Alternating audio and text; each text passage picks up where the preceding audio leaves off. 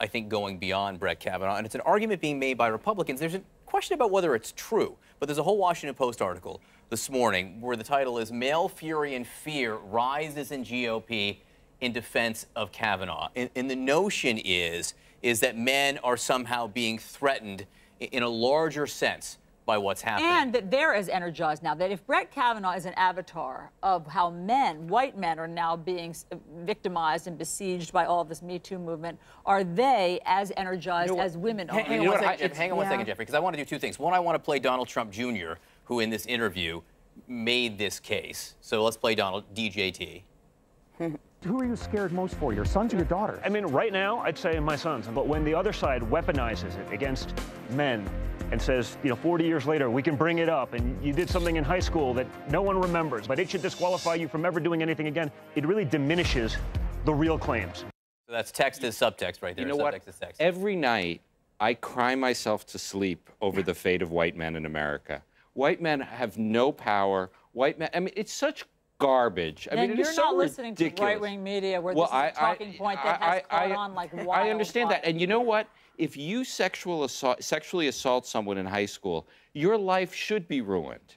Your life should be pursued. I mean, the idea that this is somehow unjust. Remember, this all started with accusations of sexual assault. How about the lives of the women who were sexually assaulted in high school? How about the 15-year-old Ms. Blasey? She wasn't Ms. Blasey Ford in those days. How about her life? All this whining about the poor plight of white men is ridiculous. And can I say one thing here? Because the case is being made in the Republican Party that there's this rage that's rising and it could have an impact in the polls.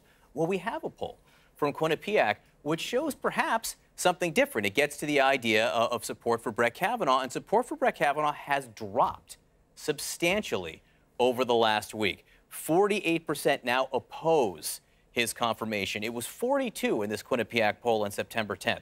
You can see the opposition growing, and we don't have the poll out here, but the male numbers actually haven't changed.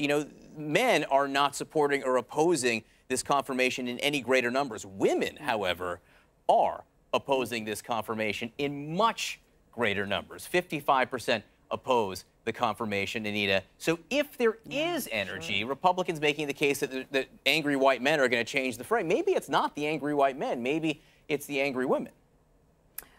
Well, I think, listen, women have a voice in this country, and they need to, and they do exercise it. We see this, too, in record numbers of women that are running for office this time.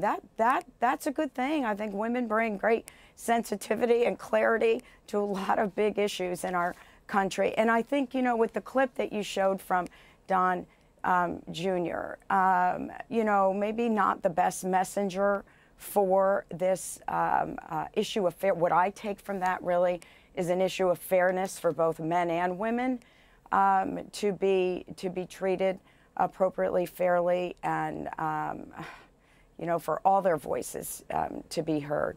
Maybe he's not the best messenger for it, but as a mother of a son and a daughter, I worry about both of them. So. Me too. I think we can all agree that Don Jr. is, if you're in the war room for Brett Kavanaugh and you saw that, you cringed and you said, that's a setback for us. Absolutely. And I think we can all agree with Anita that if there's a silver lining, this is a teachable moment for our sons and daughters. But the teaching has to be done by the men at this point. Women have made their point, and Jeffrey made an important point yesterday. You mean the learning has to be done by the men? Women keep coming forward, and the train keeps running them over. Well, and men have to take the lead on teaching our sons what's right, and because otherwise, if the white male who Jeffrey's crying himself to sleep every night sits back and says, this doesn't impact me, then women's voices will not make change. Men have to make the change.